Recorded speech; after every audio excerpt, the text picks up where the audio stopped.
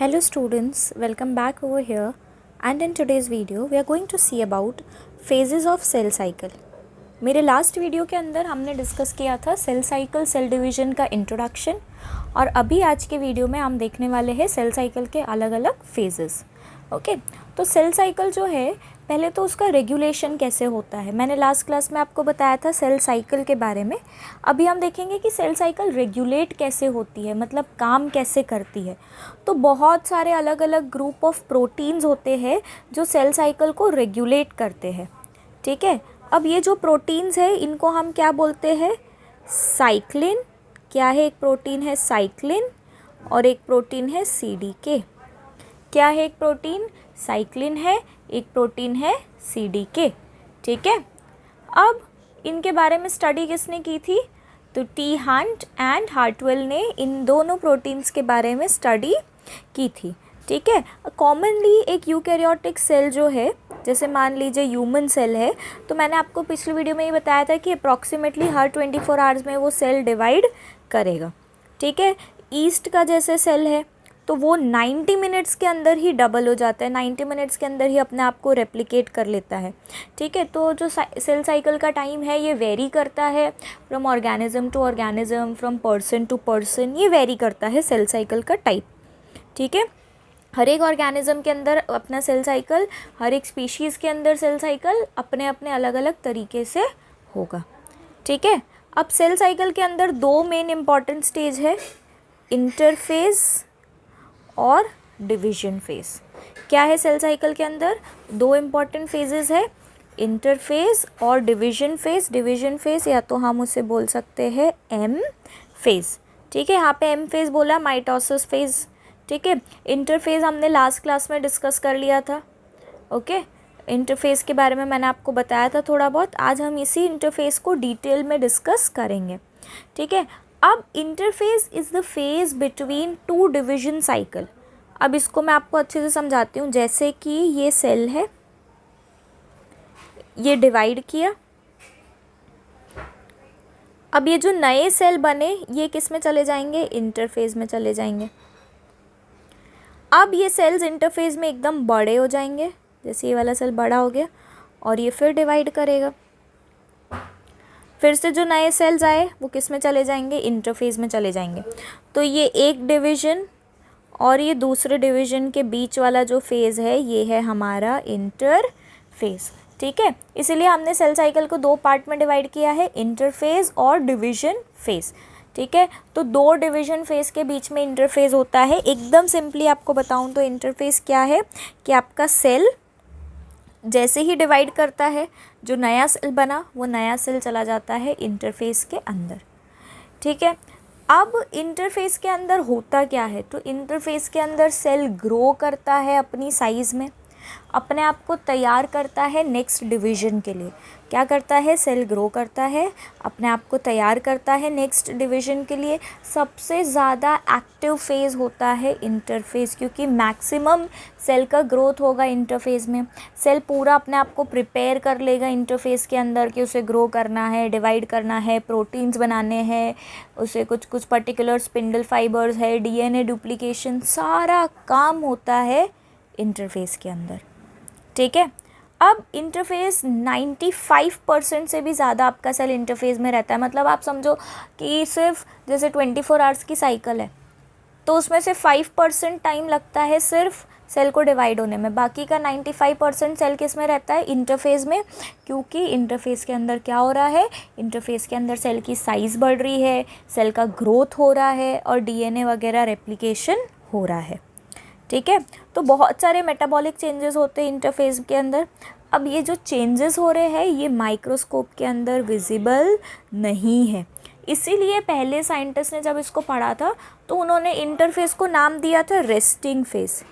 क्या नाम दिया था उन्होंने इंटरफेस को, रेस्टिंग फेस, क्योंकि उनको लगता था कि सेल इसमें रेस्ट कर रहा है. क्योंकि इसके अंदर जो चेंजेस है वो आपको आसानी से माइक्रोस्कोप में नहीं दिखेंगे।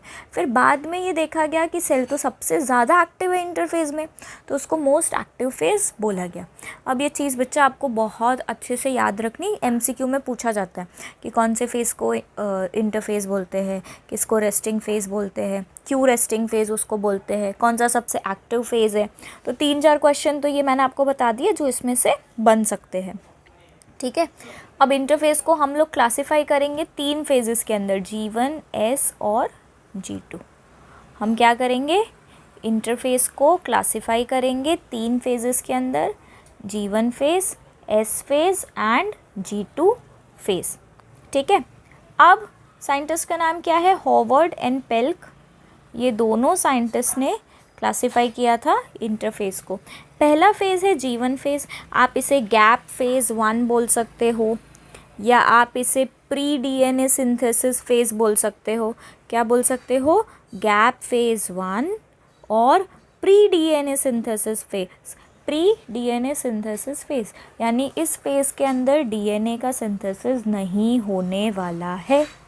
ये एकदम अच्छे से ध्यान रखना, इनके नाम से ही आपको पता चल जाएगा कि कौन से फेज़ में क्या होने वाला है। G1 फेज़ गैप फेज़ हुआ, प्री DNA सिंथेसिस फेज़ बोला मतलब ये DNA सिंथेसिस के पहले वाला फेज़ है। ठीक है, अब इसमें होता क्या है, तो during G1 phase cell metabolically active है और कंटिन्यूअसली ग्रो करता रहता है। क्या होता है G1 फेज़ में, सेल कंटिन्यूअसली ग्रो करता रहता है। सेल ग्रो करेगा, सेल ऑर्गेनल्स ग्रो करेंगे, RNA बनाएंगे, प्रोटीन्स बनाएंगे। ठीक है, प्रोटीन जैसे ही बना तो नया प्रोटोप्लाज्म बनेगा। ठीक है, तो मैक्सिमम सेल का ग्रोथ, सपोज़ ये आपका न्यू सेल बना है, ये आपकी एक डॉटर सेल है यहाँ पे, तो डॉटर सेल का मैक्सिमम जो ये पूरा ग्रोथ है ये किसके अंदर होगा, G1 फेज़ के अंदर ही होगा। ठीक है, इसमें क्या बन रहे हैं, प्रोटीन्स बनेंगे, इसमें RNA बनेगा, सेल ऑर्गेनल्स ग्रो करेंगे। ठीक है, सेल की ग्रोथ होगी, ये सारी चीज़ें किस में होती है, G1 फेज़ के अंदर। ठीक है, चलो यहाँ पे एक डायग्राम पे मैं आपकी पहले नज़र डाल दूँ। ठीक है, ये डायग्राम भी इम्पॉर्टेंट है, ये ना ऐसे चार्ट बना के आपको एक आध MCQ में पूछ लेते हैं कि सेल कितना टाइम कौन से फेज़ में। तो यहाँ पे देखो, जो ये पूरा G1 से लेके ये जो पूरा G1, S, G2 ये पूरा इंटरफेज़ है। तो अब समझ में आया, इंटरफेज़ 95% है, ये 5% है डिवीज़न फेज़। ठीक है, अब इंटरफेज़ के अंदर भी आप देखो मैक्सिमम क्या है, S फेज़ है। ठीक है, सबसे छोटा क्या है, G1 फेज़ है। तो इस तरह से आपको इसे याद रखना है। ओके, चलिए बात करते हैं S फेज़ की। S फेज़ को बोला जाता है DNA सिंथेसिस फेज़। अब समझ में आया, DNA सिंथेसिस किस में होगा, S फेज़ के अंदर होगा। जो G1 फेज़ है उसे प्री DNA सिंथेसिस बोला है, यानी DNA सिंथेसिस उसमें नहीं हो रहा है। S फेज़ के अंदर हो रहा है DNA सिंथेसिस। ठीक है, तो DNA सिंथेसिस तो होगा ही होगा, साथ में हिस्टोन प्रोटीन का भी सिंथेसिस होगा। ठीक है, हिस्टोन प्रोटीन का सिंथेसिस हो रहा है S फेज़ के अंदर, ये याद रखना। पूछेंगे हिस्टोन प्रोटीन कौन से फेज़ में सिंथेसाइज होता है। देखो, G1 में बाकी के सारे प्रोटीन्स बने, S में हिस्टोन प्रोटीन बना। ठीक है, DNA का रेप्लिकेशन हुआ। अब DNA का रेप्लिकेशन हुआ, इसका मतलब DNA हो गया डबल।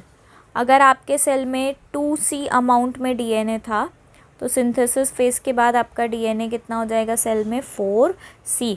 अब इसको आप जहाँ हाईलाइट करना है वहाँ हाईलाइट कर लो, जहाँ लिखना है वहाँ लिख लो। इसके ऊपर डेफिनेटली क्वेश्चन आता ही आता है कि आपका जो DNA है 2C से 4C हुआ।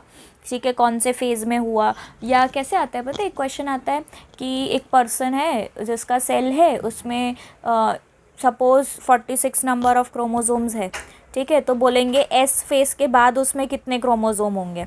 ठीक है, या आपको बोलेंगे कि S फेज़ के बाद उसके DNA में क्या चेंज आएगा, या बोलेंगे कि उसके DNA में चेंज आया तो इसका मतलब सेल कौन से फेज़ से गुजरा है।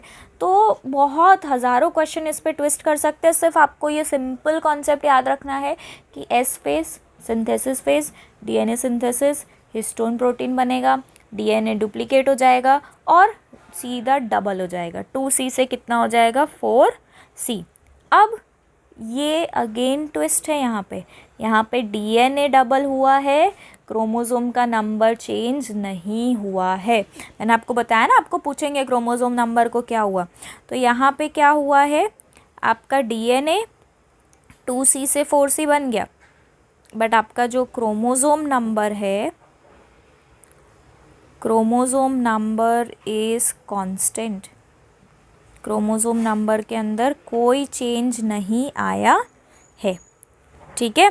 अगर आपका सेल डिप्लॉयड था, यानी कि आपका माइटोसिस है, ठीक है, मतलब माइटोसिस का मतलब मैंने आपको बताया था, ये क्रोमोसोम नंबर सेम रहता है, तो आपका 2n क्रोमोसोम नंबर है, तो सिंथेसिस के बाद भी आपका क्रोमोसोम नंबर 2n ही रहेगा। ऐसा नहीं होगा कि आपके क्रोमोसोम डबल हो जाएंगे। तो यहाँ पे डीएनए डबल होगा, क्रोमोसोम नंबर में कोई चेंज नहीं आएगा, ठीक है। ये क्लियर है यहाँ तक?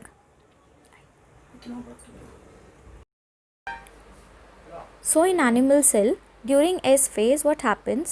The DNA replication begins in the nucleus and then centriole duplicates in the cytoplasm. What happens inside the nucleus? What happens? DNA replication occurs. DNA replication occurs in nucleus and in cytoplasm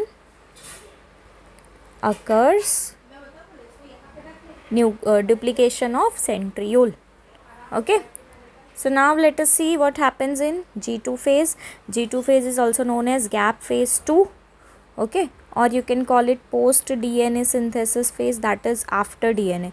So we have seen pre DNA synthesis, then we will see DNA synthesis, and this is post DNA synthesis, okay, or you can also call it pre-mitosis phase. Pre-mitosis, that is just before mitosis. So G2 phase is actual final preparation of cell before division. Division के पहले cell का जो final preparation है, that is G2 phase. इसके लिए बहुत special materials की ज़रूरत पड़ती है। G2 phase के अंदर सिंथेसाइज होता है ट्यूब्यूलिन प्रोटीन। ट्यूब्यूलिन प्रोटीन बहुत इंपॉर्टेंट प्रोटीन है स्पिंडल फाइबर फॉर्मेशन के लिए। किसके फॉर्मेशन के लिए? Spindle fibre formation. तो स्पिंडल फाइबर फॉर्मेशन के लिए ट्यूब्यूलिन प्रोटीन बहुत ज़्यादा इम्पॉर्टेंट है। तो अभी आपसे क्वेश्चंस आएंगे, हिस्टोन प्रोटीन किस में बना? एस फेज़ में। अदर प्रोटीन्स किस में बने? G1 फेज़ में। ट्यूब्यूलिन प्रोटीन किस में बना? G2 फेज़ में, ठीक है। तो ये चीज़ें आपको याद रखनी है।